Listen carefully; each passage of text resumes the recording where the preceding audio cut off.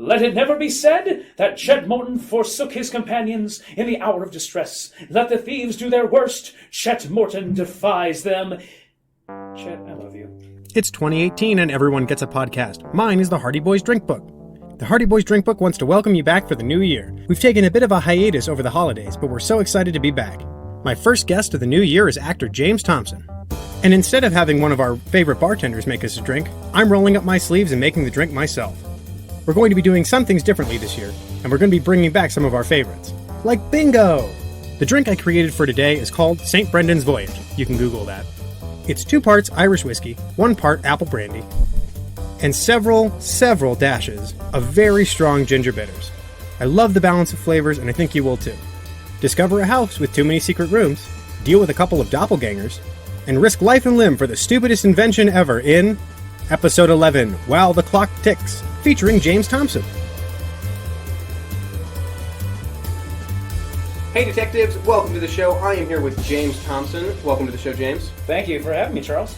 We are here to talk about Book 11 in the Hardy Boys mystery series, While the Clock Ticked. James, what were your first impressions of this book? Well, my initial thought is, oh boy, howdy! It sure looks like they're in some kind of danger. This is a really fun cover.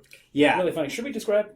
I think before we even jump into anything else, we need to address this cover. Of course we do.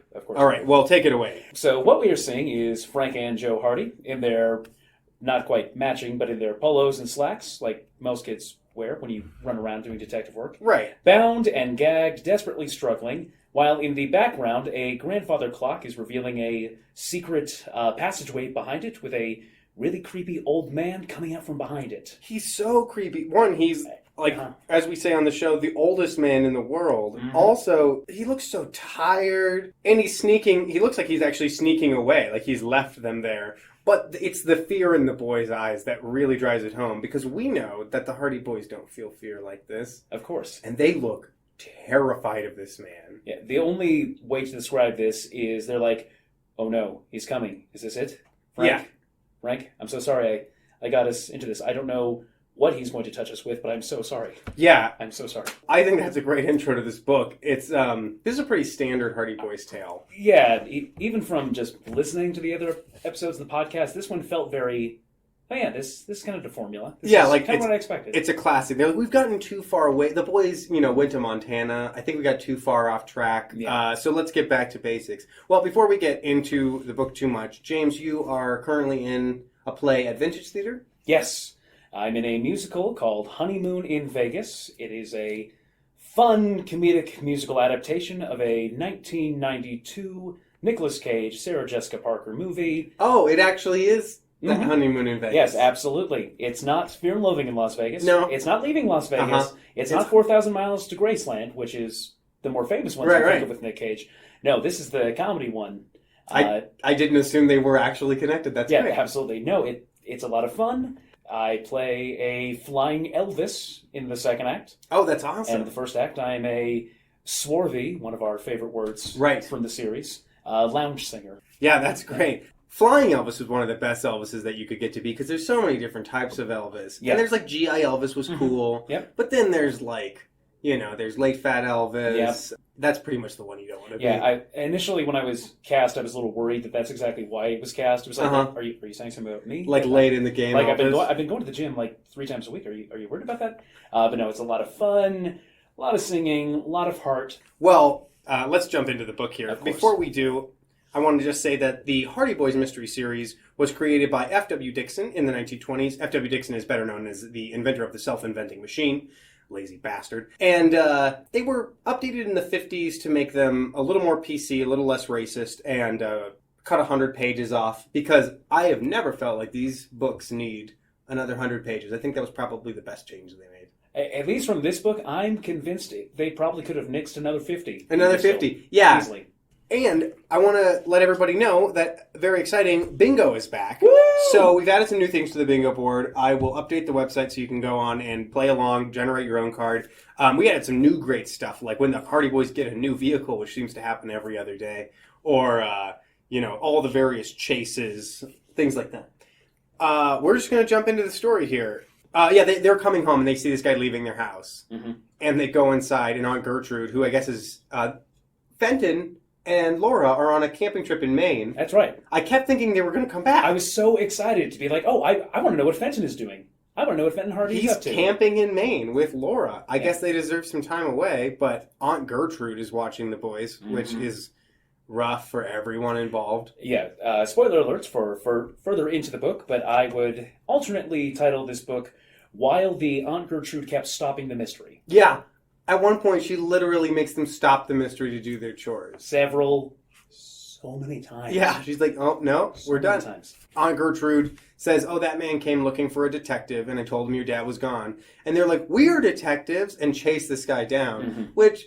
That would be so frustrating to me if I had a legitimate, like, serious thing I needed an adult's help with, and then some, like, teenagers came up and they're like, we'll try. He doesn't give them a lot of information, though. Not initially. He says literally, like, take a hike or something. Yeah, and it's, like, the most subtle, weird direction. Oh, well, you should go, this looks like a day for hiking. Maybe you should try going this direction. To Willow Road, and then 2 miles down, and then take a left, and then... Take a left. But that's just a suggestion. And they're just a suggestion. So, of course, they're going to do that. And should we address the name of this man?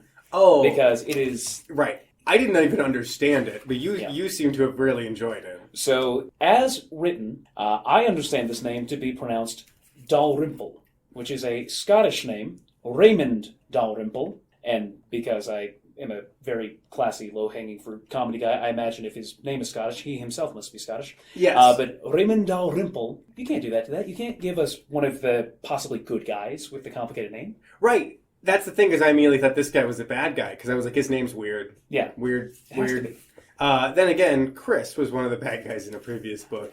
Yes, absolutely. The great Chris Chase. They get ready to go hiking, and they all dress like in Indiana Jones in the Boy Scout scenes. They all, I imagine, they're dressed exactly like that, like turn-of-the-century scouts. Yeah, absolutely. And that kid, his fat friend, Indiana's fat friend, is totally like Chet Morton. Oh, yeah, absolutely.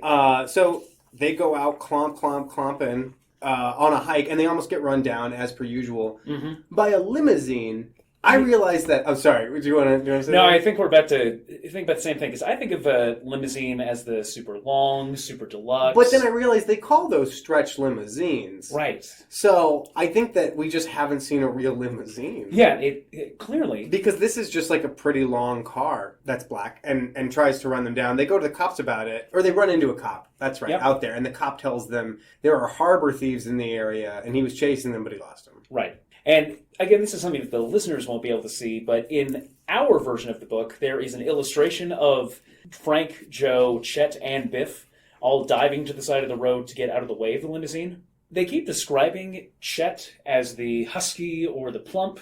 Yeah.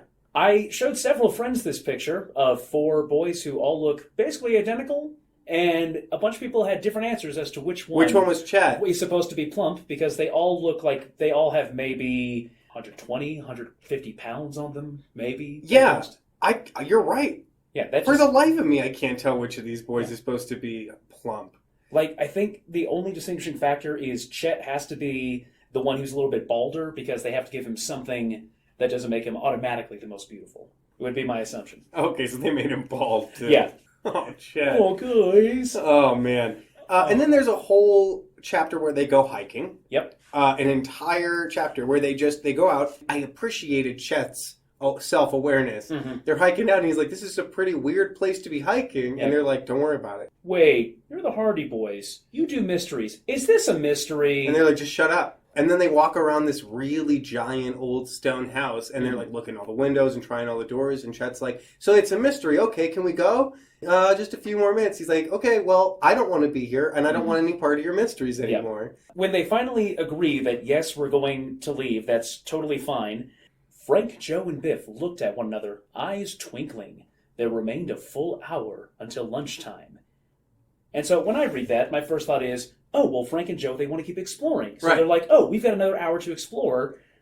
But no, they decide, it'd be really funny if we screwed around with the plump guy for an hour saying that we can't eat yet. Yeah, he keeps finding the perfect spot to sit down and have a picnic, and they're like, no, this sucks. And then he finally, like, what about this ditch? And then they all sit in a ditch, and they eat their dinner. The ditch, and it's like, but, we don't have what we need here, and they just casually point to something that kind of resembles. Yeah, they're like, a there's tree no or running water. Oh, and there's a little watch right trickle. over there. Yeah. Oh, but there's no shade. Yeah, there's a tree about 20 feet away. Guys. And then they eat succulent sandwiches, a jar of home-preserved peaches, a gallon thermos of chilled milk, and slabs of chocolate cake. A gallon thermos of chilled milk. Yeah, Now, they each drank a quarter gallon, or Chet drank a half gallon, Yeah. and the rest of them split what was left. I mean, I can only imagine how good thermos technology was back in the even 1920s. They get back to their house, Yeah, and Dalrymple is waiting. Dalrymple's back. He's like, "What'd you find?" And they're like, "Nothing. The doors were locked. We didn't tell us anything." Mm-hmm.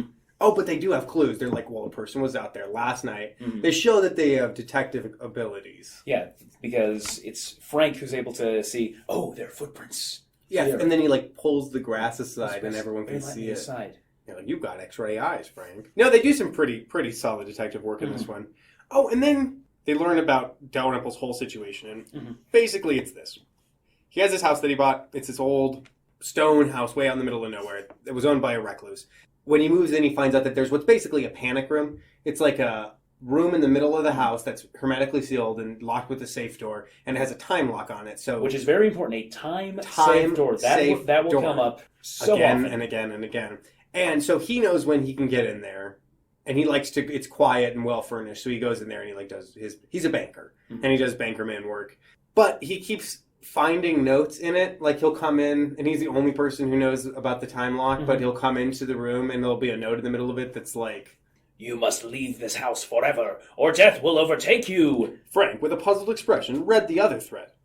Death while the clock ticks. He looked up. What does this mean? Yeah, what does that mean? Yeah, death while the clock ticks. Now, Mr. Dixon, I don't want to challenge what you know about clocks, but don't clocks tick continuously? Like, for the entirety of a 24-hour period? Yeah, when the clock chimes. Oh, yeah, that would have been... That Death would have made when more the sense. clock chimes. Yeah, not when it... No, when the clock ticks. So as long as the clock is working, you're going to Yeah. die. Yeah, absolutely. Continuously. Yeah, and then I really like that he tells the boys, he's like, and then after after I had this whole room and I found out all about it, I found a warning note. And then they read it, and he's like, where do you think I found that? And they're like, in the safe room. How could you know? Well, we've read mysteries and been involved in mysteries. Why would you come to us if it wasn't in the safe room? Yeah, I couldn't decide what was weirder in that sentence is the fact that he was surprised that they figured it out, or the fact that they were surprised of where it was. Because it's like, tell you what, we're having a conversation about my secret room. The secret room. The secret room. Have I mentioned the secret room? Look at this note I found. Where do you think I found it? The secret room? How could you have possibly known I was talking about that? Right. Then again, I'm also surprised that the Hardy Boys weren't just like, where? Yeah. Because that would have been equally believable for the Hardy Boys not to know. Okay, I love this. Chet throws another party. This is Chet's like fifth party in the 11 books that we've read. And the only reason that the Hardy Boys end up going to it is because... Yeah, they're just not going to go. They weren't going to go. They were going to head right back to the Purdy place. They were going to keep doing their Oh, investigation. it's called the Purdy Mansion. So if we say the Purdy place... I apologize. No, I just wanted... Because I kept writing Purdy, and I was like, okay, we have to make sure that it's not a Purdy place. Ooh, this place sure is Purdy. Sure is Purdy. I tell you what. But they're not going to go to the party. But then Jerry Gilroy, and Tony Brito. And then Phil Cohen is with them. And Callie Shaw? Yeah, it's... Frank caught sight of the sparkling brown eyes and pretty face of his favorite date, Callie Shaw. And at no point was like, what are you doing with Jerry? What are you doing with you? Well, the boys are all right. They know that she's my gal. She's his favorite date. So they go to this party. Oh, yeah. And they're kind of a-holes about it. Mm-hmm. They show up and pretty much tell everybody, we're here, okay, but we're not staying. But then and I wrote this down in my notes, I'm pretty sure the scene only existed to remind the audience, oh no, don't worry.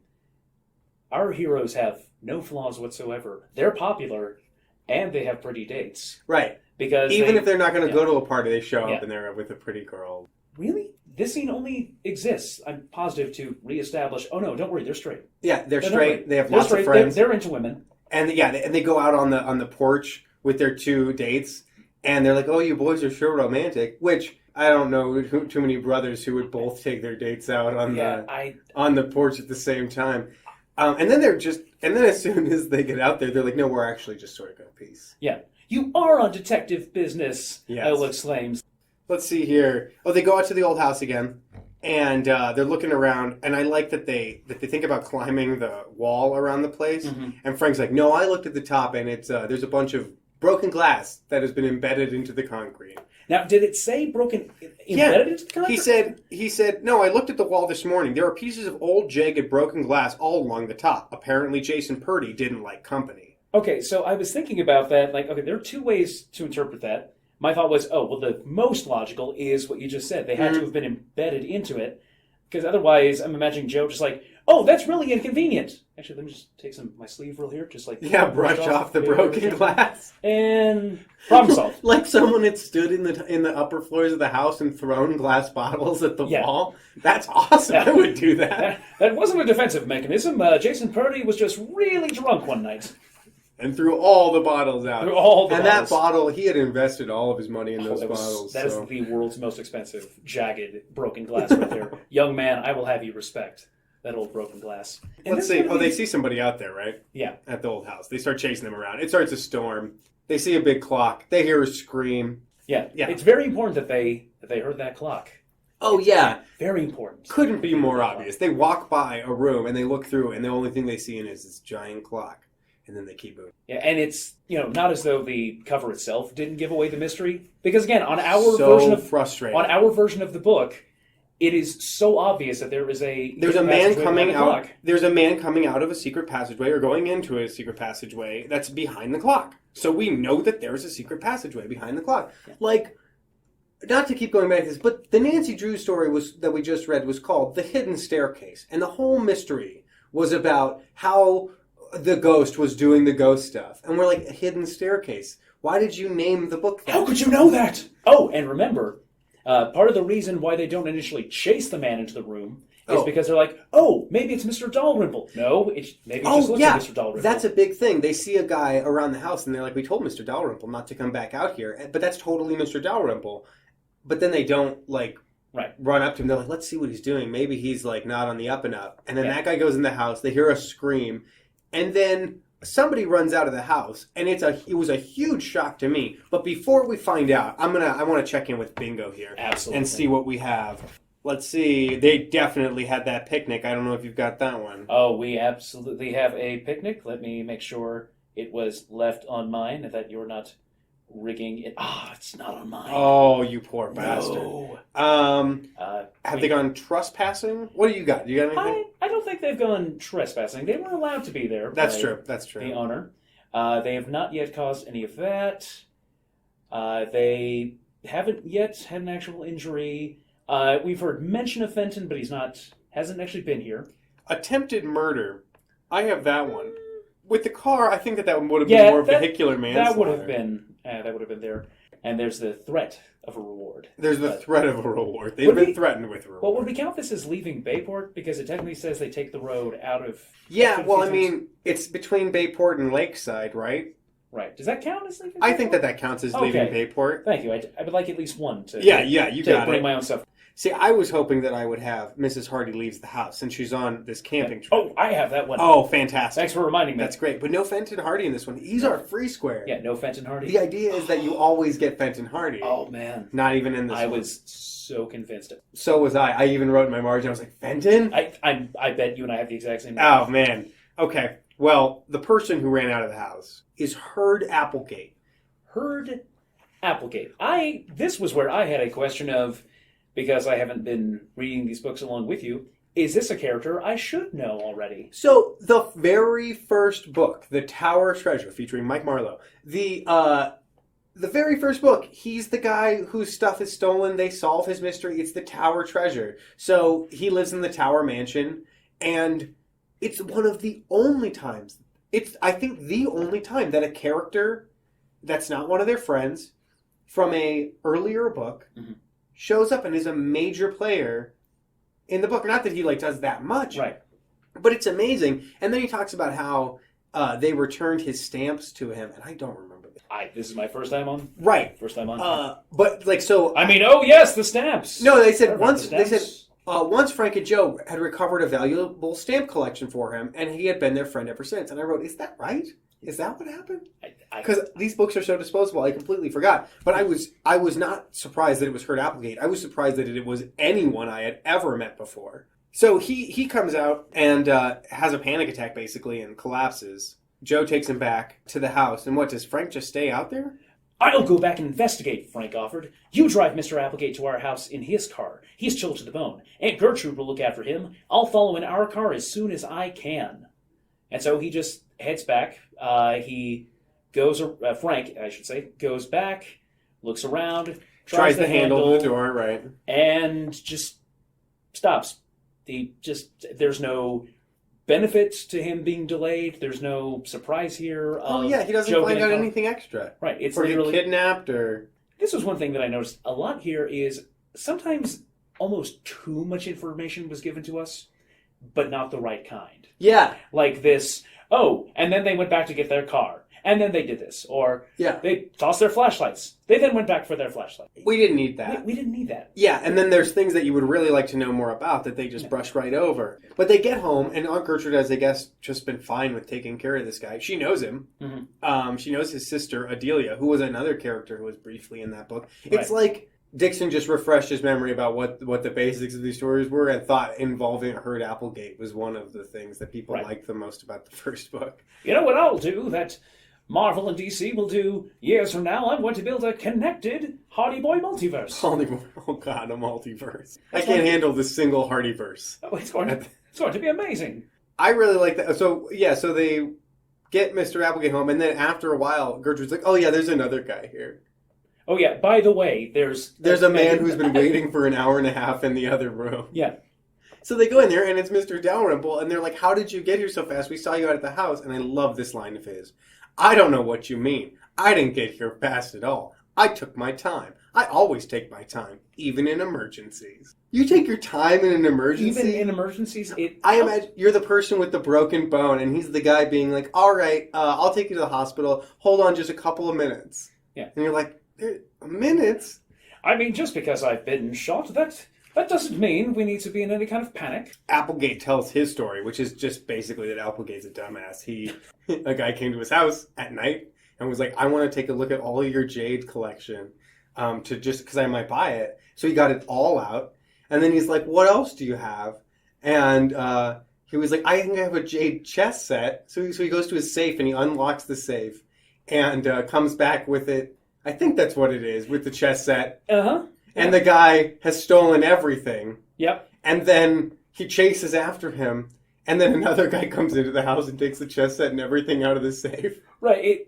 It was because he left the safe open when he ran out of the house to chase the guy who stole all of his jade. And it's jumping ahead to the end of the book, but there's an idea that the thieves knew he was going to run out of the house and not lock his door, or his not lock anything back up. He wasn't going to be like, oh, close it back. They knew. He'll be so mad. He'll just chase right after us. I mean, they were right. I'm not going to say they weren't right. And it's like, I almost want to have sympathy for him because I've had an experience kind of like this when I worked retail in Chicago, where I was selling a disposable phone to a nice couple. And they're like, oh, great. So can we go ahead and look at one of the fancier ones, which we, of course, had locked up and back. So I'm like, yeah, I'll be right back. I come back out, and the phone on the hook they had been looking at, only the tag is left, and it's swinging. Okay. And they're gone. It's like, really? Yeah, but you didn't sprint after them and be like, hey, leaving the store unlocked and all your merchandise unattended. Well, not the first time. Not the first time. No, of course not. Yeah, so they agree that they're going to help solve everybody's problems. And Applegate, no, that's not when Applegate attacks Dalrymple. That's a little bit later. Yeah. They somehow keep them separated. Mm-hmm. Then, let's see, they go down to the harbor, right? To check out the harbor thieves thing? But first, did I miss something? So weird is the banker being like, oh, I don't like this at all. A double who's a thief. Because of the person they saw that looked like him. This is a case for the police, Frank said, picking up a telephone. Do we have to drag my trouble into it? Mr. Dalrymple asked quickly. Yes. Yeah. Yes, we absolutely should. There's trespassing. Yes. Life has been threatened. There's a person pretending to be you. Yes. It's like, I get that the Hardy Boys are the only people who catch crime in this town. Right. But then I got a couple of hints from Dalrymple that he would rather the police not look into him at all.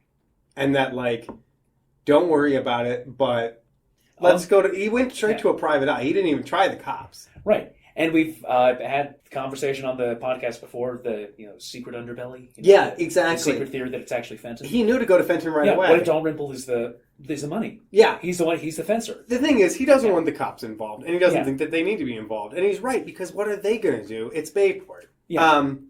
So they decide they're going to investigate down at the waterfront, and they're nosing around, and they see a guy who they think is really suspicious. They run into some cops, I'm pretty sure. Maybe because Jock. it's like, Officer Callahan. Right, because their thought is, the chess set was stolen? Well, boy, that sure sounds like some local robberies we've been having down at the harbor. Right. Is there only ever one crime happening in Bayport at once? At once. Is it just like one criminal at a time decides, it's really nice. This will be my time to shine. I'm going to take all of the jewels from all of the people at the same time. No one else gets to steal anything. Yeah, and there's no, small-time crime. There's always, a syndicate doing one big crime thing. But I guess, even when they were just stealing cars in one, it was this complicated thing with a hidden layer and a submarine, I think. Yeah, do we need all this? Yeah, can we just have, maybe just one random thief, and then is it, no, it's the same. No, it kind of makes me think of, all superhero movies where the stakes are always the end of the world, of course. And so you can never connect with the story. Yeah, and if it was just one guy trying to take over a company or whatever, launch his rocket into space or whatever the one small thing is. Yeah, this is one of those places where I recognize just how this was probably marketed towards young children and the comprehension of justice. Especially what people often joke about with Batman. He doesn't kill, apart from traumatic brain injury, but let's leave that aside for now. So my favorite, as they are looking over the harbor, smelling the salt water, Joe sniffed appreciatively.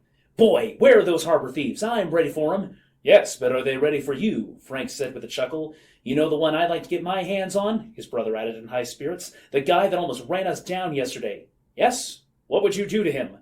Joe considered his choice of punishment carefully. Get him behind bars, he declared. I wrote, good restraint, Joe. Good restraint. Okay. Aunt Gertrude says things like jail's not good enough for the likes of him, and he ought to be horsewhipped. When a superhero, and Batman is already the best comparison here because they keep coming up with gadgets. When Batman is like, no, I can't kill him. I can only put them in jail because that would cross my moral line. There's a sense of, yes, the stakes are there, but he's intentionally restraining himself. He doesn't want to become the villain. Right. This is just, I'm in a kid's book. Get him behind bars. Yeah. I thought it was a pretty aw shucks moment. Yeah. But they find this fugitive, they think it's the guy who tried to run him down. All four piled into the fugitive at once. Everybody went down, arms and legs thrashed. Callahan got up first, dragging the laborer, wild-eyed and breathless, to his feet. Now, growled the officer. Talk, you! Where is it? Talk? Stammered the man in confusion. What's that in your back pocket? Frank demanded. Why were you running away? Joe asked tersely, with a look of intense discomfort and dismay on his face. The man reached gingerly behind him. As Frank and Joe and the two policemen watched eagerly, he brought out a brown paper bag, sodden and squishy. I promised to call my wife long distance at 7 o'clock and had forgotten. I was having a late supper, so I just put the rest of the food in my back pocket. He explained dolefully. 3 big ripe pears. Sat down on it. Please, fellas, let me off. I gotta change my pants. In complete disgust, Officer Callahan waved the man away. Why are you disgusted with him? You got... Well, it's not even disgust. It's... Okay, so this guy... he leapt 10 feet from the deck to the pier and dashed towards the warehouse. It's not... Because he said he would call his wife by 7. Yeah. Not a case of, oh, it's almost done. Guys, I gotta go down the ladder for a minute. I'll be right back.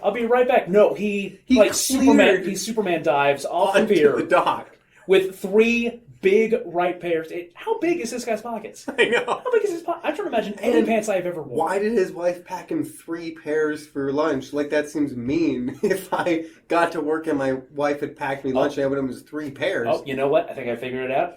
Because if he had remembered to call her last time at before 7, it would have been a real lunch. It would have been a real lunch. This is why he's running. Oh no! He hates pears. The tomorrow, texture, the taste, all of it. Tomorrow it's just going to be 2 grapes now. Oh God, fellas, you got to help me.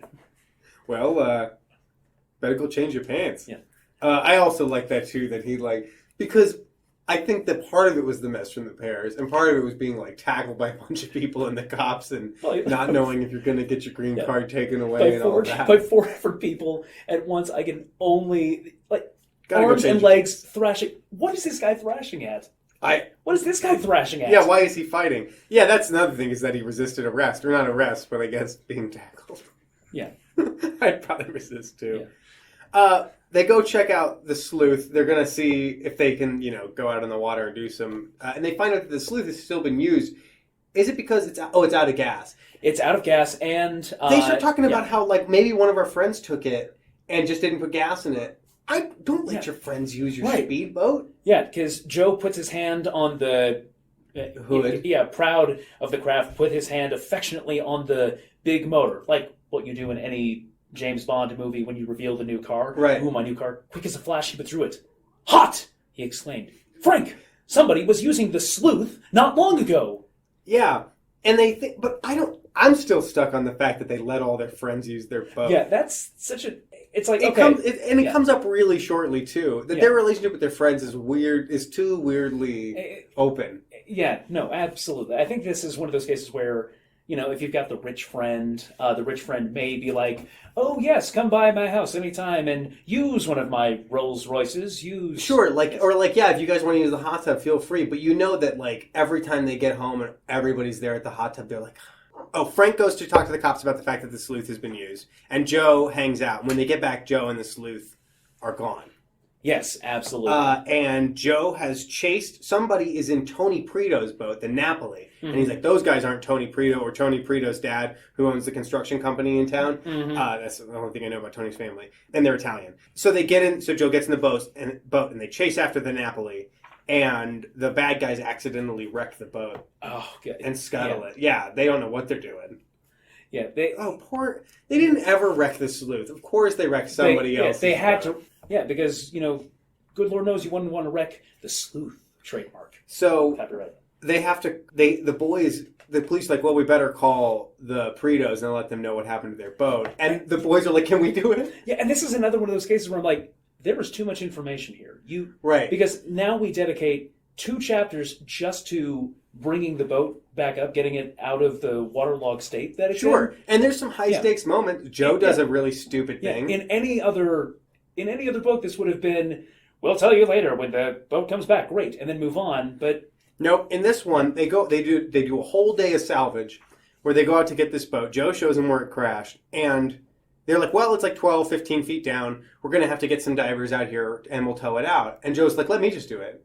They're like, no, we're not going to. No, Joe. As Joe's taking off all of his clothes and getting down to his tiny whities. No, Joe, they have police. This isn't solving a case. Yeah, and he's like, no, I've done a lot of skin diving. All right, I'll be right back. And then he dives off the ship. And he's gone. Okay. And he gets down under there, and he swims right down. And immediately he's like, I could feel the pressure crushing, his ears in his chest. And you're like, yeah. Yeah, that's what happens when you go beneath the water.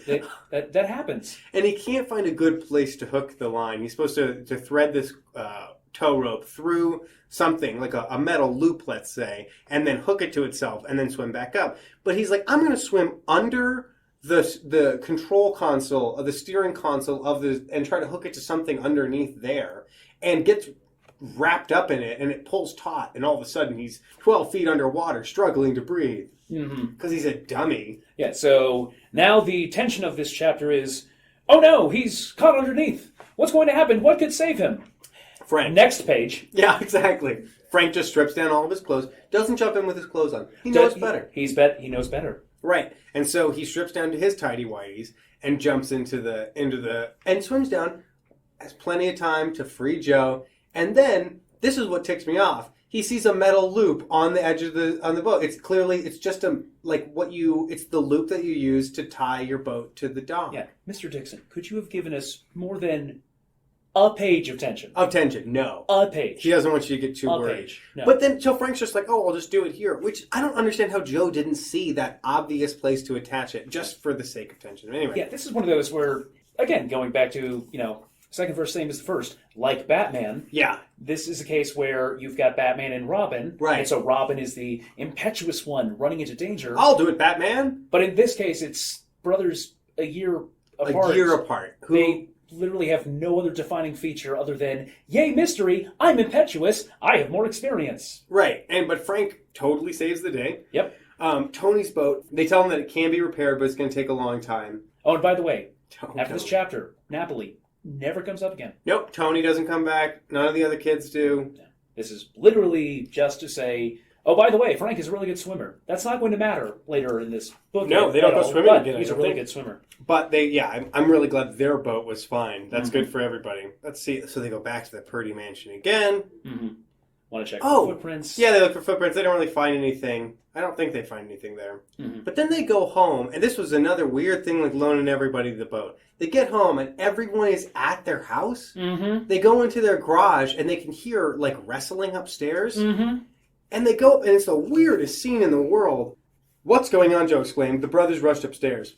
The door of the Hardys' laboratory opened on the spectacle of Jerry Gilroy rolling about on the floor. Chet Morton seemed about to step on Jerry with his whole weight. Tony Preto and Biff Hooper were howling with delight, and Phil Cohen was photographing the scene with one of Joe's cameras. Strong stomach muscles, you say? Chet roared. Hold still, I'll test him for you. No, no, pleaded Jerry. Not that, they're weak. I give in. Phil Cohen was the first to notice the newcomers. And then Phil goes into this whole, like, welcome to the Hardy Boys. He does this whole, like, Edwardian sort of entry for them. It just goes on and on. Yeah, it feels like this is, again, trying to tie into something like in any other bit of fiction where it's like, oh, these are great heroes, but they have to give up their social life. They have to give up something in order to solve.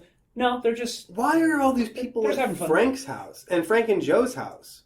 Inside, yeah. Yeah, they're inside their house, upstairs, in their crime lab. Yeah, which is different from Fenton Hardy's. Which is next door. Yeah, very different. Very important. They can't share a crime lab. And I just... Well, Fenton's like, yeah, because you have like 8 teenage boys wrestling in there. Yeah, I'm not going to let you into the actual crime lab stuff. No, that's and, not good. And I just love this line. This line probably has nothing to do with anything. But okay, after the talk about how the party scene was just to reestablish that, no, the boys are popular. They have dates. Mm-hmm. Iola says she and Callie don't know what it was all about, but it had better be mighty important. Joe looked non-committal. Well, you can tell her that it was. I just love that word choice. And then Chet has this radical change in attitudes about mysteries. Yep. And I almost related to it. Chet says, well, what mystery are you on? And they're like, yeah, you wouldn't be interested. He's like, just tell us what mystery you're on. Mm-hmm. And they're like, no, you don't need to know. And now he's a little pissed. Yeah. Because, he saved their life many times. Uh-huh. He's been in life or death situations with them. Yeah. And they're like, we thought you weren't into mysteries anymore, Chet. Mm-hmm. And I like that he gives up, but then he follows them. Yeah, he tries to follow them out to the mansion, and it's all going pretty well. Well, actually, no, it isn't. Yeah, no, they immediately notice him. They know it's him. They hide and watch him trying to follow them, and then he gets spooked by somebody behind him, lets out a big scream. Yeah, eek! Help! Yes, the boys, take off after them. The guy runs towards the river. They're chasing after him, and they realize it's that guy who tried to run them down with the limousine. Right, who apparently... is that Dalrymple's double? I think it's supposed to be Dalrymple's double. Because they don't connect those two characters to being the same character. I think it's supposed to be. Because they do occasionally mention, oh, these footprints were made by a heavyset man. Right. Would that have been Dalrymple's double, the limousine driver? Anyway, all right, well, let's check in with with our bingo one more time. We've only had Phil or Tony. Mm-hmm, No, we wouldn't count the boys playing as trespassing. I don't know. Maybe Aunt Gertrude let them in. Yeah. Did they get pie yet? No, they've only had chocolate cake. Okay, at some point they get a big old slice of pie, I'm pretty sure. I got nothing here. They haven't been tied up yet. Yeah. All right, well, I'm not doing so great in this one. Oh, this is interesting. Yeah. When the Napoli was stolen and Joe was following him, he saw some people jump off of a ship in the harbor onto the Napoli with bags of loot, I imagine. Mm-hmm. He knew they were up to no good. Probably with the convenient loot written on them, like the old money bags. With money. Or like a black and white diamond. Mm-hmm. So they go to talk to the person who's been the captain of the ship, who apparently has been robbed. Yep. Of priceless jade. Yeah, Captain Stroman.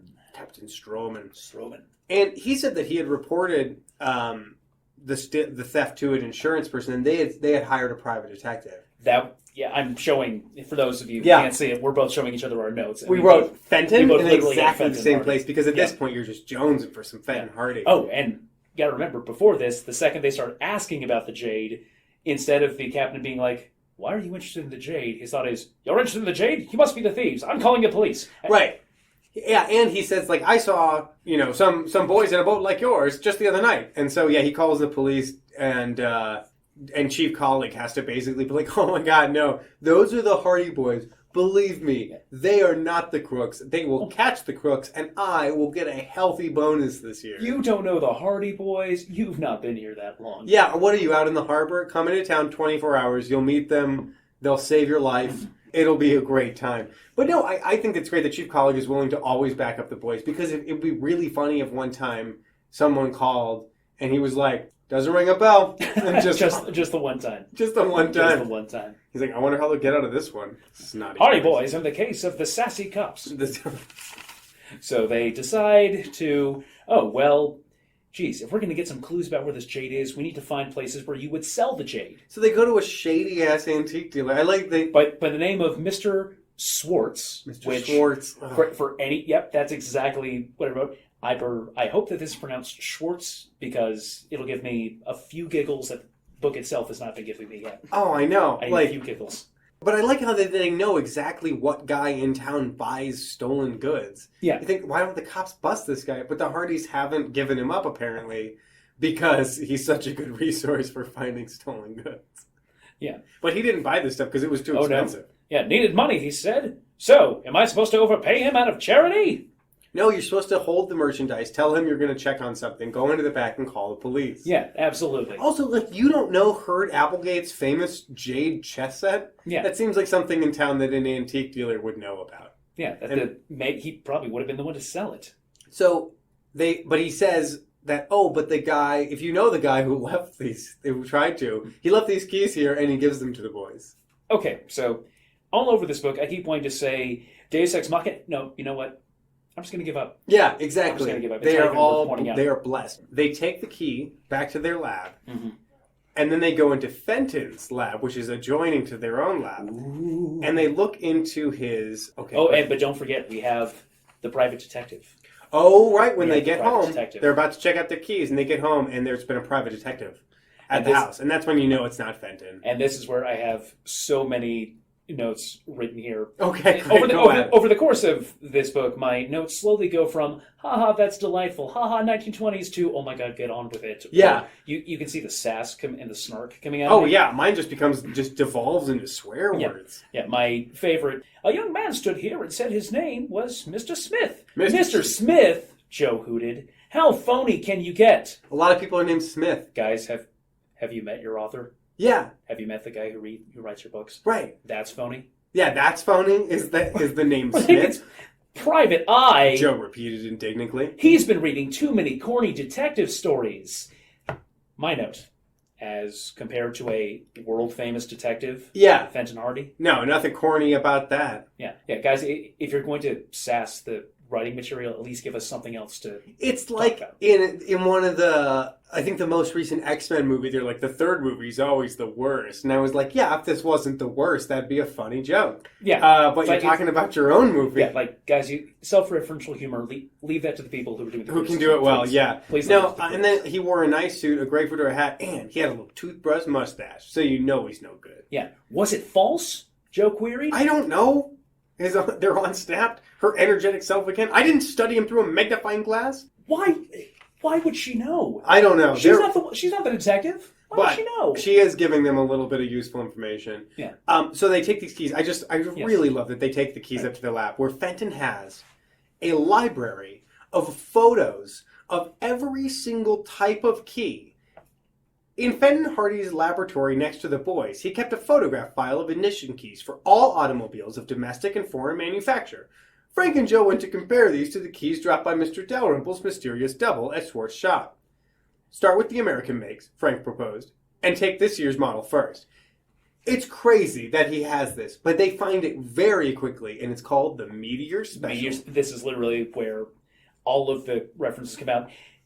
Yeah, you know what? This is just Batman now. Yeah. This is just Batman. Driving the meteor special. Down to the Batcave. We'll use the Batcomputer's ability to read every single key that has ever been made of every single manufacturer and model made. Ding, we have a match, Batman. Yeah. Hi everyone, sorry for the interruption. I just wanted to let everybody know that Kristen Hallstrom, who does our graphic design and is also my wife, has a great new web series up called Murder, She Joked. You can find it on YouTube. Murder, She Joked is a hilarious overview of the fashion, plot mistakes, and overall ridiculous nature of the show Murder, She Wrote. If you like the Hardy Boys Drink Book, I guarantee you will like Murder, She Joked. Just look on YouTube for Murder, She Joked. The first episode, Birds of a Feather Part 1, is up now. Thanks. Let's get back to the show. They investigate every single person who owns a Meteor Special. And we have to be in excruciating detail with the first pair. Yeah, and then the rest are just excruciating. They're just these very old people who are kind of silly. And he's like, "Sir, you must own this Meteor Special." And he's like, "I don't drive automobiles. I drove a team of horses and did harness racing." And his wife says, "I drive the car. Ride's nice, and it's fast. I love a speedy car." Frank and Joe were amused by the couple, but did not smile. Why? Why? But they just, and that would creep those people out. They're being friendly and like jokey, and there's these two teenage boys just stone faced, like. And after asking the question, "How do you like your Meteor Special?" Because when I think of, I'm going to pretend to be buying this car, so how do you like it? Yeah. And obviously Stone the face. audience can't see my face here, but you're smiling. Yeah. Yeah, not, "How do you like your Meteor Special?" Anyway, they check out the rest of the people. They don't find anyone, and they're like, "Wait a second. What if he's from out of town? What if he's not from here? What if the crook doesn't actively live in Bayport and didn't register the car in the city limits?" That's impossible.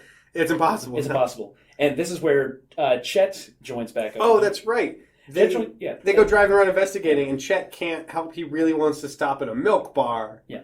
And we keep having to glance over it because we have to keep the story moving. Yeah. But in between talking to the old people and moving on to meet with Chet, the young detectives were forced to go to bed and their question unanswered. That happens at least 5 or 6 times in this book. Yeah, they make the mistake of coming home, and Aunt Gertrude won't let them leave. Stops the mystery, makes them eat dinner, makes them go to sleep, makes them cut the lawn. She's a jerk. Yeah, so if it sounds like we're grazing over a bunch of stuff, trust me, for your benefit, listeners, we are. Yeah, there's a lot of hard emergency brakes pulled on the story to just sort of slow it down. Yeah. And this is the part of the book where, if I didn't before, I began to love Chet so much. Yes. His turn towards detective. At one point, the boys tell him all the stuff that's happening. The harbor thieves, Mr. Dalrymple's mystery of the secret room and the notes, and the Jade articles. And Chet says, "Wow, I can hardly keep them all straight." Yeah, you and me both, Chet. Yeah. You and me both, man. He's like, there's a lot of mysteries going on. Yeah. And Chet declares, without being asked to, he swears an oath to follow this mystery through. "Count on me!"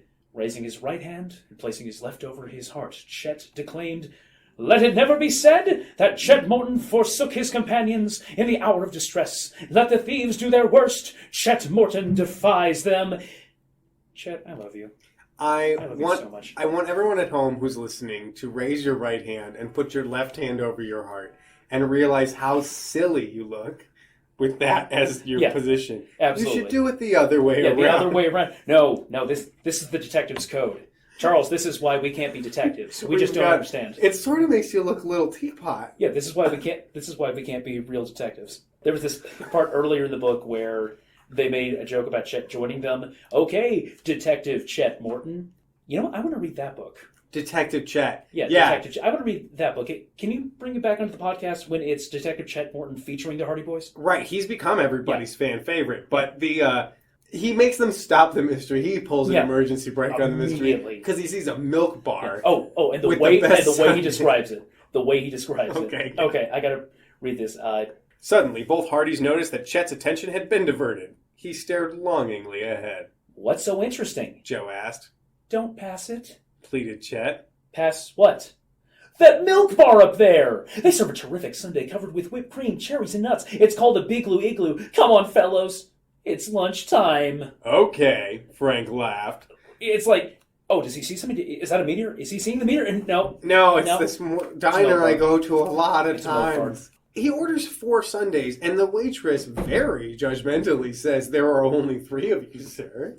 4 Sundays, miss, Chet repeated grandly. Never fear, we shall dispose of them. Dude has a problem. You Yeah. will dispose It was at of this them. point where I realized I didn't know much about the Hardy Boys before this. Right. I only knew their, like, the derivatives, everything that has parodied them, and I realized, oh, this is what Shaggy is based on from Yeah, Scooby-Doo. absolutely. We've talked about that before. Yeah. He's a cowardly, Yeah, cowardly, he eats a lot. hungry. But then that also triggered a second thought, which is, wait a second, in every episode of Scooby-Doo, when the gang splits up into Scooby and Shaggy, Velma, Freddy, and Daphne, Yeah, which of those 2 pairs is the more interesting to follow? right. It's always It's Shaggy and Scooby. Yeah, and I don't know if Biff is, quite the same as Scooby. Yeah. But I would read a series called, like, Chet and the Queen. And, like, maybe Chet's Queen could get an upgrade, and it could be like Knight Rider, and Mr. Ooh. Feeney could be the voice of the Queen. Yes. Maybe not Mr. Feeney, maybe a woman, because it's the Queen. Yes. But, something like that. Mr. Feeney with a very high Yeah, with voice. modulated Yeah, into modulated a woman's voice, yes. Now, despite the fact that Chet seems to or have completely sidelined the mystery, Oh, right. when they get there, it turns out this was a lucky break. Because they overhear somebody say the clock, death while the clock ticks, right? It will happen while the clock ticks, which is still Anytime. the stupidest way to describe something. Like, if you were trying to give directions of, okay, so we're meeting for dinner at what time? While the clock ticks. I'm not going to be able to make it to dinner. Yeah. I don't want to come. Yeah. And they go chase after this random person who said a random thing, and they trip a waitress, and Chet gets 2 sundaes dumped on him, and then I guess spends the rest of the day just running around streets. I hope so.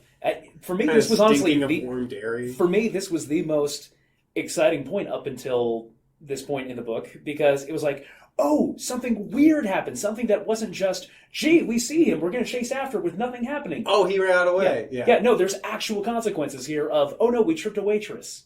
Yeah, and that's and Chet gets doused. Yeah. But Frank and Joe are absolutely fine. Oh, they're because the other sundaes land on the floor. Yeah, yes, of course. Just Chet. Yes. Just Chet. And they duck down into Willow River Road near the Purdy mansion. Now then they go see Applegate. First, so they went and saw Dalrymple, and Dalrymple was like, I don't know anything new. Then they go out of Sundays. Then they go see Applegate, and he doesn't really know anything new either. I don't know why they went back to those guys. Yeah, they just wanted to get more information, figure something out, and because they needed the plot to progress, because as they're talking to Mr. Applegate... Oh, right. They see the double. Yeah, they see somebody in the yard is listening to us, Frank whispered. And with that, he raced through the house towards the rear door, and we have a foot chase. Oh, right. But they don't catch him. That's what it is. Because they just have no luck. Because the eavesdropper's tan sports jacket flapped behind him, he scaled the iron picket fence with the agility of a monkey. With a monkey. And dropped to a roadway below. But then, when they're chasing him, they see this guy, he ducks behind a corner, and then they go around the corner, and there's another guy there, and they're like, did you see a guy run by? And he's like, no. Or, yeah, he went that way. And they chase that way. And then after they've been running a long time, they're like, I think that guy lied to us. That guy might have lied to us. But no, that guy was the guy. Yeah. If you knew it. Even a single episode of Looney Tunes, you know exactly. Yeah, that Bugs Bunny put on a wig Yeah. and was like, he went that way. Yeah. So they head back. They go to police headquarters, which they do a lot. Sure. In this book, because... But first they have an opportunity to... They see the double on the street. Yes. And they immediately just walk up to him and they're like, hey! Yeah, because they think it's Mr. Dalrymple. Yeah. They just accuse him immediately of being involved in this ring. He could be somebody else, but I think I love their boldness of their accusation. Yes. You're the man who stole her to Applegate's jade, Joe fearlessly accused him. What jade? I don't know what you're talking about. I never saw you before. You watch your tongue. I could sue you. Shoving past the boys, he darted around the pedestrians and threw himself into the front seat of a black car parked at the curb. Very chill. Yeah. Very chill. It's along the lines of, like, tweeting, do something in all capitals. And then it's like, well, why are we going after him? Yeah, the boys talk. I don't Why know. did we let him go? Joe stormed. Well, we could be wrong, Frank told his brother. Anyway, I got the license number. We'll give it to Chief Collick. It turns out that I think that car was stolen. Mm-hmm. Yeah, and they call the guy. And I called him Liar Liarson. And he's like, I was just about to report that car was stolen. And they're like, where was it parked? And he's like, in my driveway, on the street. It was parked on the street. Yeah. Oh, and even before this, note that I took. So Frank and Joe, like, they got the number, so they're going to give it to the police. In this description here, immediately, the resources of a modern police department were brought into play. The strange car was found to be registered in the name of James Black of Bayport. Modern police resources? You mean a phone call? Yeah, exactly. Very modern. You mean a phone... When questioned on the telephone, Mr. Black said he was about to call the police himself to report that his car had been stolen. So I'm going to be totally honest. I read this book over a few days. Yeah. And by the time I got to the end, I completely forgot that Mr. Black was a character. Yeah, so did I. He just shows up to lie a lot and stammer and not make eye contact. Yeah, and they're like, but if your car was stolen last night, what time did you get up? He's like, 7. And they're like, we called you at 10:30. And you hadn't noticed your car was stolen? And he's like, I just noticed it was gone. I don't know. Yeah, it took you 3 hours to report that your car was stolen? Yeah, and then he says, you don't have anything on me. I don't have a record. You can't hold me without charges. And they're like, well, we thought you came down to file a complaint about your stolen car. What do you mean charges? And he's like, oh, I'm going to go. And then again, in order to try to justify why there's nothing going on here, that guy might be on the level, declared Joe. But he sure doesn't give me that impression. Chief Collick nodded agreement. We'll watch him, he promised. Best way to catch a crook is to make him believe you've decided he's innocent. Why would this guy stick around? I know, just leave town. Why would this... I have written so many times in this book when they're like, oh no, don't worry, the bad guys will be back for sure. Why would they come back? They go home, and again, Aunt Gertrude just pulls a huge emergency brake and is like, the weeds need done, the lawn needs trimmed, and she gives them this whole list of chores and is like, and you're not going anywhere until all this is done. Knowing that there's like a crime syndicate out there. And again, it's like, this happens, and you think that, oh man, that means it's going to stop. That is a 2-sentence inconvenience. Yeah, and then they're back on the trail. 2 sentences. Didn't matter at all. It is both the most annoying thing, but also the least annoying thing. It just pulls the momentum. That's all it does. It serves no point. Right. At one point at the podcast, you talked about how these have been rewritten partially to respect authority figures, to...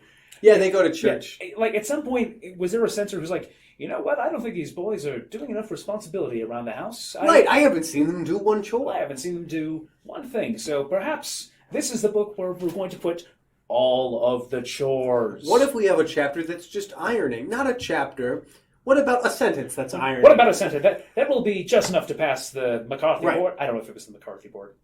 Yeah, exactly. They're like, these boys seem like communists. They're not doing any They're not doing any of their chores. And then one of them, they're like, these boys are doing a lot of chores. They seem fairly communist. They're giving way too many chores here, and they're not getting paid for it, like a capitalist should. Right. The amount of times they do things pro bono, I don't think it's all right. So then they decide to head... Repeat after me, everybody. Back to the Purdy mansion. Don't repeat after me that sentence, but repeat after me. Back to the Purdy mansion.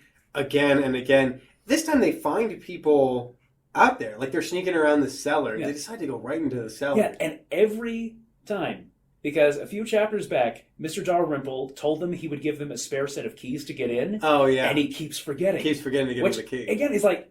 In any other mystery, that would be a good indication that something is not on the level. Like, maybe he's not the main bad guy, but maybe something's up. No, he's just completely forgetting. He just forgets. Every single time. So they're sneaking around this house, and they hear that the crooks are in there, and they decide to just scare the crooks real bad. So they just stomp their feet and crash a bunch of stuff and make a lot of noise. And it does work. The crooks are like, oh, it's a raid. They run immediately, which... They scatter out of the house. Everybody chases... But weirdly, Frank and Joe run out to chase them and are immediately clobbered, tied up, and drug onto a boat. Yeah, the men are still here, said Frank tensely. He never finished the sentence. The brothers were grabbed from behind by powerful arms and knocked to the ground. Their flashlights flew from their hands. I hate how much they bring up the flashlights. Yeah. I have never hated a non-sentient piece of metal that gives us light as much as I hate these flashlights. Yeah, they get constantly knocked from their hands. Knocked from their hands, and then time has to be taken to get the flashlights. To go and collect their flashlights again and make sure that they work. Flashlights so much. Yeah, I wish they had those squeeze flashlights that made a lot of noise. Yeah, absolutely. Now I can see. Yep. And again, this is things almost get dangerous here. For a minute, for like a single minute, they're tied up. They're laying in an inch of water on the floor of the speedboat. They're bound, they're gagged, they're fervently hoping that Chet wasn't captured. Because To at the end save of the last chapter, the bad guys start talking to each other. "What'll we do with him?" muttered the tall man, crouching down. Frank and Joe waited with pounding hearts for the reply. It came, "Dump him overboard!" "Oh no, they're going to be bound." He says he's going to weigh him down with the anchor, and then the other guy's like, "No, I mean kidnapping is a federal crime already. I don't want to kill them." And again, it's not as though this is a heart-pounding conversation the two are having, where it's like any moment they could be dead, because it's happening specifically at long intervals. They would argue about tossing him, as though it's like, "We should do it. We're not going to do it." Drive for a few minutes. "No, but seriously, we should do it. We're not going to do it." Wait a few minutes. Nice weather we're having. Very fantastic. We should do it. "No, we're not going to do it." Yeah, and it just keeps going. So they're in a speedboat, right? I think so. I think they're cruising up the river in a speedboat. And so I'm imagining that they're having this conversation like, "Just tie him up and throw him overboard." "I'm not going to throw him overboard." "No, are you kidding? Kidnapping's already a felony. Why do you care? We're thieves." Yeah, "We're thieves. We're already going to go to jail for this." but the reason it made the least sense to me is that eventually they're wriggling and trying to get out of their ropes, and Joe manages to get his gag free and just screams, "Help! Help! Quick!" And then all along the harbor, all of these police spotlights fire up, and all the police boats come out, and Chet's with the cops, and and shows up on the boat, and Chet's like, "You're here, you're safe." But it's this crazy thing where I'm like, how did they hear Joe? Over the pounding of a motorboat, And the water. Maybe they were going slow enough to not be detected. Rowing, Maybe? which is, I guess, in the dark. Because, but I love that it's just Joe saying, "Help!" And then all of these floodlights come on. Yeah, and eventually the only reason the thieves actually slow down is because they hear the police firing off machine gun rattle. Oh, that's in the right. background. It's like, "Oh, no, never mind. We actually almost had an exciting scene there. Let's They throttle down. Yeah, we almost had an exciting scene." That means that the police opened fire with machine guns on a boat that they knew the Hardy Boys were on. And it's not the first time they've done that. You know, I wonder if one of the cops actually knows that Fenton is the ringleader. Oh, yeah. And it's just this very subtle hint of this behind-the-scenes Moriarty Sherlock thing happening. I don't know. So they are all rescued after a bracing cup of hot broth at the substation. Frank, Joe, and Chet left for Bayport in Chet's car. At police headquarters, they found Chief Colleague and the officers with him, thwarted by the thugs' refusal to admit anything. "We don't know nothing about any waterfront robberies," Sid snarled. "You got evidence? You can't touch us without evidence. We'll charge you with kidnapping," snapped Chief Colleague. "That'll do for a start." "Yeah, no crap. What do you mean we got nothing on you?" "Well, we'll charge you with kidnapping." "Oh, that's right. We just kidnapped some kids." Yeah. And then they give up a little bit. Yeah, right? that's still not going to give them what they want to know. So instead they're like, "Oh, you know what? Why don't we head back to the Purdy place?" Yeah. And then he says, "Tomlin, take a prowl car and go with the boys." So I like that term, a prowl car. The prowl car.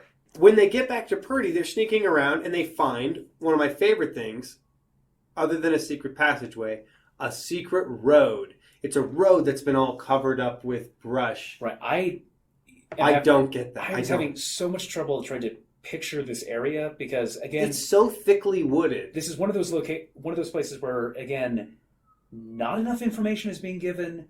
Where would be really helpful, like describing the area? Yeah, what the environment around it. But they're just wandering around and find a big pile of brush. They clear it aside, find a road. I can only imagine it's like one of those things that sometimes drug cartels will use to hide their fields from like the Air Force. Okay. Those camouflage things that are over the top. That if you're too far away from it, or like a sniper's ghillie suit. Well, in an earlier one, we had a hidden runway for an airplane that was like so photorealistic that they couldn't tell from like 3 feet away that it was fake. It was Wile E. Coyote stuff. Right. What they find in this at the end of the hidden road, they find this like basically a barn. Right. It's full of hay, and inside it is the Meteor Special. Oh, but first they have to pull aside the hay because it's, again, a hidden passage. Inside a hidden passage. Exactly. Which I assume, okay, fine, the owner of the place was a cuckoo who had the secret room. Okay, fine, but it's the Meteor Special. What do they find inside the Meteor Special? A man who lay bound and gagged. Okay, What? before we find out who this man is, who they find tied up in the back of this meteor special, let's check in with our bingo again. Absolutely. The boys have definitely been tied up. I got Yep. that one. Yep. I don't know how long they were knocked out. It couldn't have been that long. Do we count that as a fist fight? No, because it was just one-sided. Yeah.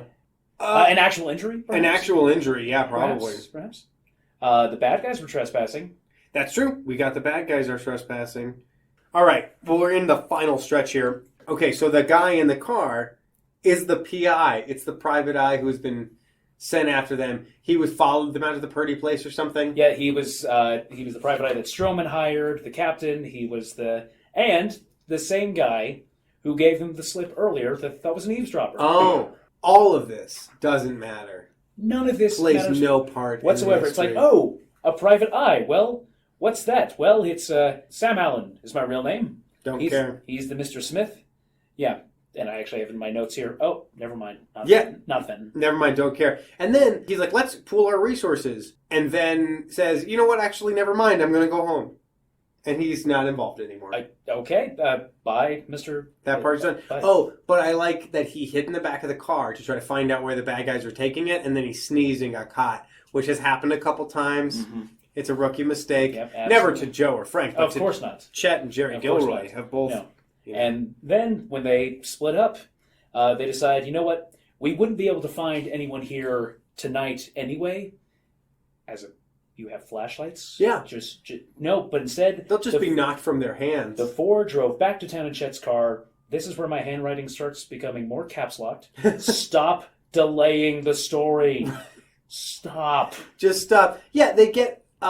We've got about 50 pages left in the book, and they get all of the information they could possibly need from the crooks. They spill everything because in this place where they found the car and the tied up detective, they also find a ton of the loot. Yeah. And when the cops bring the loot back to the station, they're like, "We found the loot." They spill the beans about everything. Yeah. And I wrote the end. I'm curious to see what these books would look like if they had been written in the 70s, because as of right now, it's a good thing the Miranda rights don't exist yet. Oh, they do not read them their rights at all. They never tell them that Because imagine how much longer Frank Dixon would have delayed these if they could have gotten a lawyer. Yeah. To tell them, no, stop talking. Don't talk. Don't say Imagine anything. how much actual detective work they would have to do. After they finally leave the police station, you can tell that even the teenage detectives were bored by this whole thing. Yeah. They realize they can't get a hold of Mr. Dalrymple. Yeah. His bank doesn't know where he is. They can't get a hold of him at home. They don't hear from him for a whole day. And that sounds bad. So they're like, we're going to go out to the Purdy place again. That sounds dangerous. Make sure that he's fine. Their car randomly breaks down on the way out there. There's no good reason for it. Yeah. Doesn't add anything really. Yeah. This isn't sabotage. This Nope. isn't a case where the sleuth was stolen. Nope, their car just sort of craps out. And as they're walking to the house, they get KO'd and they get tied up. Mm-hmm. They wake up in a hidden room in the house. Mm-hmm. I guess it's the scene on the cover. That's Even though they're on the wrong side of the room that's covered by the... Right? Aren't they on the wrong side of the room? That's what it sounds like, yeah. Because they're supposed to be inside this room that's covered up by a grandfather clock that hides the entrance. Right. But on the cover, you can see them tied up in the room and the grandfather clock is visible. So whatever. That's not important. There's the criminal, Jensen, who looks a lot like Mr. Dalrymple. Mm-hmm. And then there's this old man named Mr. Wandy. Who comes out of nowhere. See, I kept thinking, was he referenced earlier in the book? Is this some character that we were supposed to think was dead or something? No. He comes out of nowhere. He's just a crazy old inventor. They're locked in the secret room, and it's hidden by the grandfather clock. They find out that, the way that you get into the secret room is the passageway behind the grandfather clock.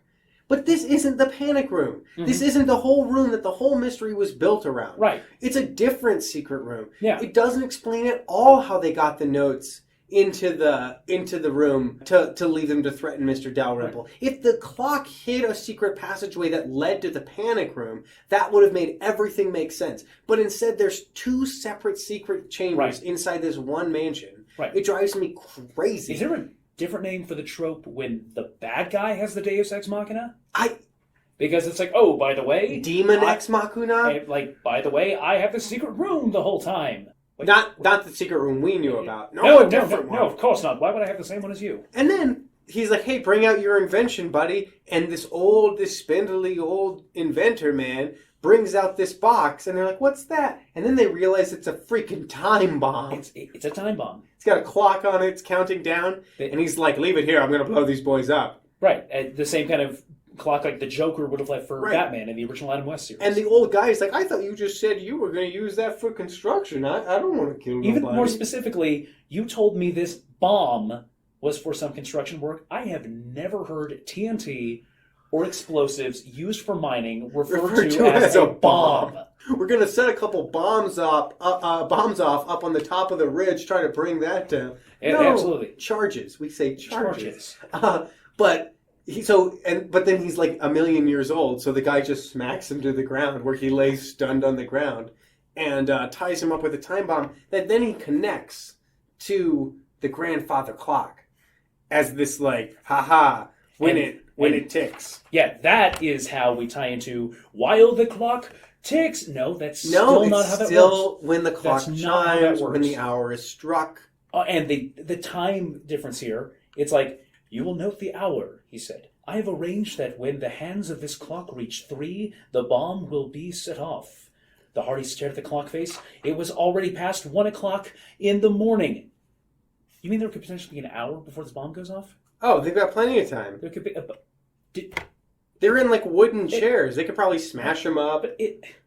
Yeah, or the old man could stand. Yeah, why 3 hours? Or why an hour? Set it for 10 minutes. Yeah, but of course... If you want the drama. Or 1 minute and then run.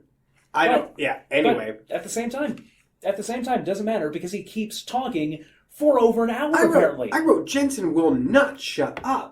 He tells them so much information that if the boys weren't gagged, you know they would have been saying, like, we don't care. Right. Tell it to your lawyer. Right. None of us care. Right. And none of this information is something that the audience could have known. Like, oh, this is who this old guy was that you never knew. Surprise, the original owner of this house had a cousin, which was never mentioned. Never came up before. There's even little things like, you remember what you boys overheard in that restaurant? He reminded them. Of course I didn't expect you'd be my guest or that you would find my keyring, but you've asked for it. What? Like, he walks through every plot point of the book over the course of 4 or 5 pages. Right. I've written this so many times. Does he know that he's seen a book? Yeah. Does he know that an audience is reading this? And no wonder he said it for a freaking hour and a half. Yeah. Because, like, he needed that long. He practiced this in front of a mirror. At one point, and he knows it takes a minimum of an hour to get this whole thing out. Yeah. At one point, he acts so amazing, like, no doubt you'd like to know about that scream you heard one night. Don't care. Well, I did that. Pretty effective, wasn't it? Ha-ha! You don't have to be a genius to scream. We're gagged. We can't respond. Yeah. Do you really think you're that clever because you can yell? Yeah. Because you can scream? I scared an old man. Ha-ha, I'm so great. That's not a master plan. And finally, I love this. Page 142. The narrative starts on page 137, I think, and it ends 5 pages later on 142. And it says, at this point, Jensen ceased his narrative and glanced at the big clock. The hand stood at 2:15. How long has he been talking? He's been talking for over an hour. Well, time is fleeting. I'm going to have to get out of here, but fast. It's like, thank God. The boys at that point were like, go off. To the bomb, they were like, just go off. Just please. End it. Just end it. I don't want to listen to this anymore. The sequels don't get any better than this, please. So, Chet, I'm not ruining anything here. I don't think there's any suspense to this because we know that Chet's out there somewhere looking for the boys. Yep. And as soon as Jensen leaves, in the window, basically it's like, bap, bap, bap, bap, bap, bap. And Chet Morton is like, hi guys, runs inside, unties them, they unhook the wires from the clock, everything's fine. It's not one of those, oh no, is it the red wire or is it the blue wire? No, it's just cut them off. They just yank it out. Just yank the wires out. And yet Chet saves the freaking day. The stout boy did not hesitate. He pushed with all his weight upward against the sash. The window flew up. Chet clambered over the sill. You know, for being the plump one of the group, he is... Also, all of these windows were very clearly locked earlier, which means that he broke an old metal lock on an old house. He did some Superman stuff. You know what? I'm starting to think that his diet might actually be the right idea. Yeah. As we'll find out. Yeah, absolutely. He contacted Aunt Gertrude, realized that they hadn't No one had heard from the boys after they had gotten separated when they scrambled away. And he got this really kind of funny feeling that they were in trouble at the Purdy mansion. So he went back out there. I was like, psychic Chet. Well, or just really like maybe actual right. detective Chet. Well, and again, let's look at the pattern of this book. There are only three places they could be. They could only be at Aunt Gertrude's house, or the police station, or the Purdy mansion. Right. He had a 1 in 3 shot, and he narrowed down one of them. He went to one of them, and that wasn't it. One of them. And he didn't go to the police station. Yeah. No, he did. No, he called the police. Yeah. He waited with her until after midnight, then they called the police. There were only 3 locations. He went to the third one. In this book, only, yeah. Okay, so process of elimination. But Yeah. good job, Chet. Yeah. As soon as they get out of the bomb, they decide, you know what? He's going to be back for us when he realizes the house didn't blow up. So they hide behind the clock. Oh, just yeah. enough for Frank and Joe to be able to look. Well, actually, all 4 of them looking out. Yeah. So I imagine it's one of those, again, They're all stacked in a Scooby-Doo row. type things.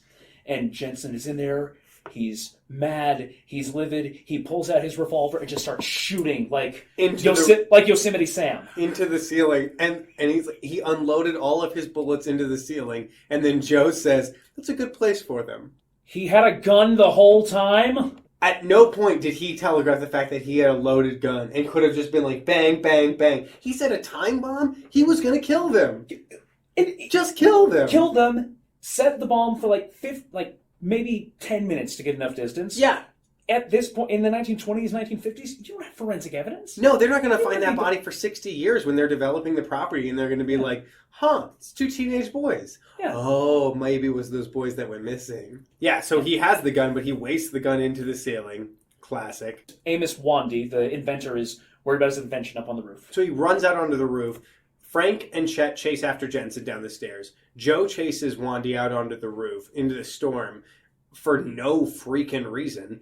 And they fall off the roof, and they slide down this slate roof, and Joe falls and grabs the edge of it, and with one hand grabs Wandy, and they're dangling from the roof, and then Frank and Chet are sprinting out into the... And Jensen, gets away, right? Or did the cops get him? Yeah, Jensen gets away. They're like, oh, what's going on? Then they look back up. Joe and the old man holding from the roof. So I would just like to point out, at this point in the story, 2 of the most harrowing, dangerous adventures, which require the most amount of time to describe, were not caused directly by the main bad guy.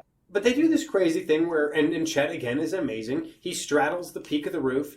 Grabs Frank's legs. Yeah, and lowers Frank's down. And then does this amazing, he has to, lean his body, but his muscles never wavered once. Never once wavered. And then he grabs Joe, and then they inch by inch lift Wandy over the lip of the house.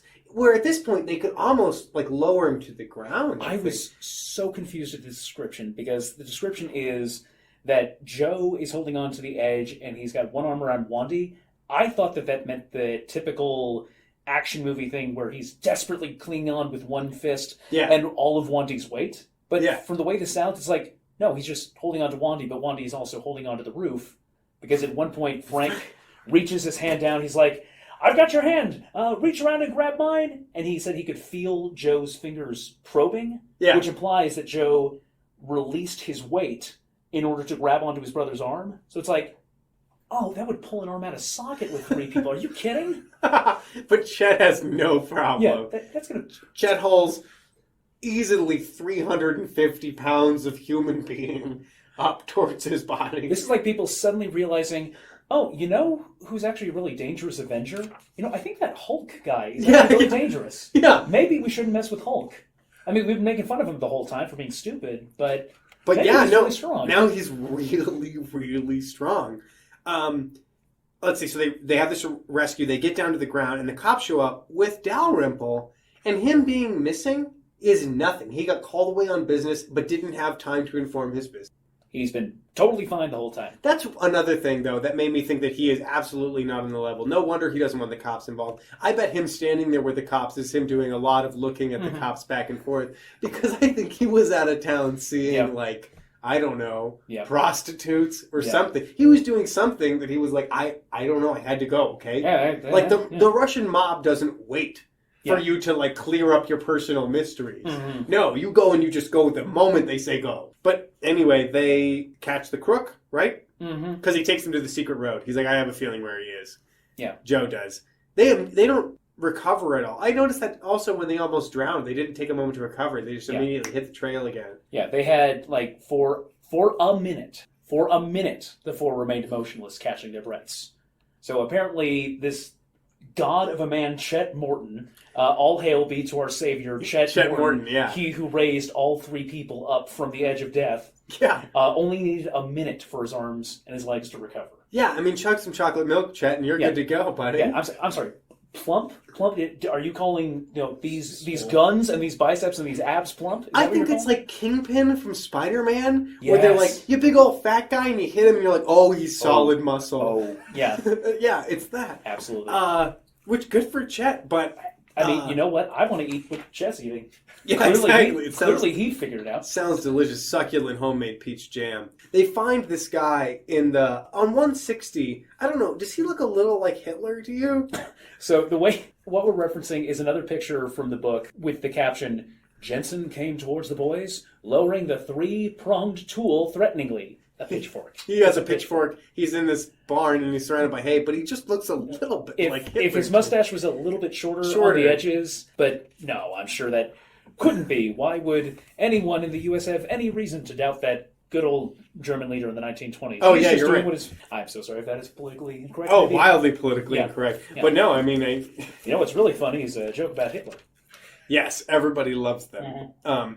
I want to talk about the invention really quick, because basically what happens at the end, and I know that this is a quick wrap-up, but they catch the bad guy, they wrestle him to the ground, they tie him up. The cops get him, and then they find the loot. The first place they look for the stolen jade, they find it. Mm-hmm. The real fun comes after that, when they learn about what the invention was. The way that they got into the secret room. Because earlier they checked that time lock works. Mm-hmm. There are no hidden passageways.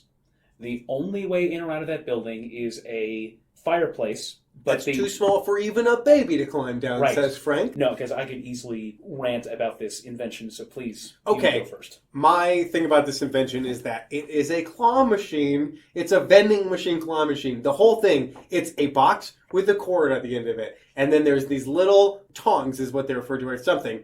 When a button is pressed, they open. And when the button's released, they close. It's a grabber claw. And they're like, the United States military intelligence will want to take a look at this. If I'm right, Joe observed, the jaws will open after so many revolutions of the wheels. He clicked a switch. With a little hum, the metal wheels turned. After a few seconds, the jaws opened, and the wheel stopped. When the jaws closed together once more, the wheels turned again, but in the opposite direction. Yeah. Whoa. Literally, as you've already said, it's a claw machine, and I'm putting the book down for just a minute. No, I can see how angry it makes you. It made me really angry too. The last invention was a wireless radio that could connect anywhere on Earth. That makes sense. Yeah, that's a crazy invention. Nowadays, for us here in 2017, that's like, I have a magic box in my pocket that can do that through Verizon. This metal box, which has an opening and shutting claw. I am trying to think of how many applications this would actually be useful for. Because I'm like, well, to defuse a bomb, well, in this day and age, you would just have to snip it. Yeah. It's clearly weak enough to where a piece of paper doesn't get torn apart. Sure. When it's opening and closing. That's how they got the secret messages in. This machine rolled down the chimney, opened up to drop the notes in, which apparently fluttered. Yeah, and didn't fall right into the fire. It fluttered in. Whatever. Rolled back up. Yeah, what else could you use that for? Delivering poison. Maybe. But the main thing is that the military, I imagine the military investigated the applications of this for about 10 years, realized there weren't any, sold it to private enterprise, and they invented claw machines. I would be surprised if the Army only looked at this for 10 seconds. Yeah, and they were like, said, you know what? My hand does... Yeah, we've discovered magnets, right? like we have magnets. We can do that a lot faster. Or at least in Sherlock Holmes, it's like a snake. You know what I mean? Yeah. They're like, the snake crawls down the rope, and you're like, it's something... Right, you have to figure out how to bake the snake. You have to figure out how to get the snake to do that. Well, we gotta just let it go. Because apparently this invention... Yeah, the claw machine is the greatest invention of the 21st century. Something to steal. And of course, if it was a real claw machine, it would only work half the time. Yeah, it would only work half the time. Or it would be rigged to only work 1 in 10 times. It's just sort of that weak, sort of flimsy, couldn't get it. So they go home and they're like, we want dinner, and everyone's like, no dinner, go to sleep. There will be a big meal tomorrow. Mm-hmm. And they're like, okay. And That's weird. I know it was. And then they get a phone call, and over the phone, someone says to them, "Death will strike while the clock ticks." Click. And they're like, "Oh no, did we miss something? Yeah. This could be bad. We gotta get back to the Purdy Mansion right now."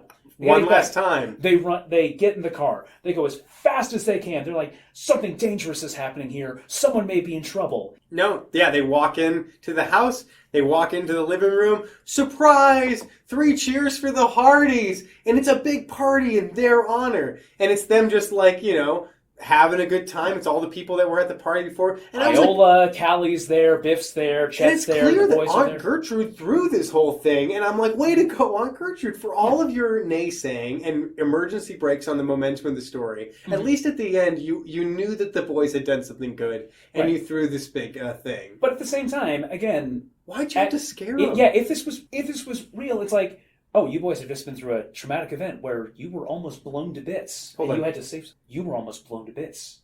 You were all almost killed. This horrible thing happened. A guy came at you with a pitchfork. Yes, you overpowered him, but that was dangerous. The guy had a gun at one point. You were tied up. There was a bomb. There was so much bad stuff. You know what we're going to do to celebrate for you? Remind you of all the danger and make you terrified again. Yeah, first thing in the morning. First thing in the morning. Yeah, and they're like, and then they have a big meal, and they're staring at the big clock, and they feel, and this has started to be a recurring theme at the end of it, they feel that emptiness inside, that the mystery is over. Yeah. Where they're like, oh God, what do our lives even mean if we're not solving mysteries? Boys, it's been 12 hours. Yeah, just like... It has been 12 hours. But they're rewarded with a check made out to the travel agency, being like, you can take a vacation, you earned it. Which as the boys, I would have been like, is this redeemable for cash? Yeah. Well, I mean, when you're rich, you don't... Yeah, you just like... You don't just need money. You want someone else to pay for your money to go on a vacation. That's true. But that's the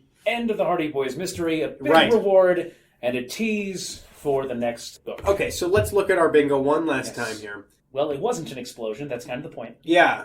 Yeah, it wasn't. There was an invention. Was there an invention? Oh, there sure was. The best one ever. They got a reward. I would say in the barn, that was a fist fight. Oh, yeah, definitely. Oh, yeah, they beat the crap out of that guy.